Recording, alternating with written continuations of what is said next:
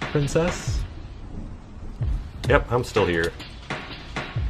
So the big deal with the second Mongol invasion of Japan was that they had massively outnumbered the Japanese, and then they lost anyways because they split their fleet in two, and then they took their sweet time about things until they got hit by like a storm and they all died. And I mean, don't get me wrong, I believe them. I mean, Japan is a tiny island with like 12 and a half people on it at any given point, whereas the Mongols, I guess they'd like conquered half the world at this point.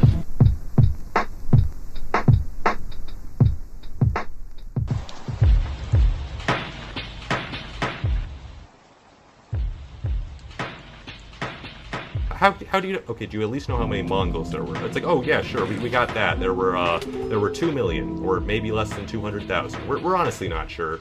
I ended up doing my paper on the second Mongol invasion of Japan, because that's the thing that happened, and I watched anime about, I think it was the first one actually, but whatever. It's just in record keeping a number of sources, depending on what era and what place it is, and this is actually one of my favorite things in history is when there's like a very obvious difference. And I first became aware of this when we were studying the Mexican-American War in high school, because it's like, I don't want to fall off, alright, because like, okay, you can look up the Wikipedia page for the Mexican-American War to see what I'm talking about, because on like one side it's like, yeah, 10,000 people died, or maybe 25,000, no one actually knows for sure, and then you look at the Americans and it's like 1,733 people died, 721 of them were soldiers, 11 were Marines, and 1 was a sailor. Also, Jeffrey stubbed his toe, write that down. I mean, it's hilarious. It's like one side is sitting here like, 15,000 people may or may not have existed, we're not sure, and the other side has written down the full lineage of every soldier and his horse.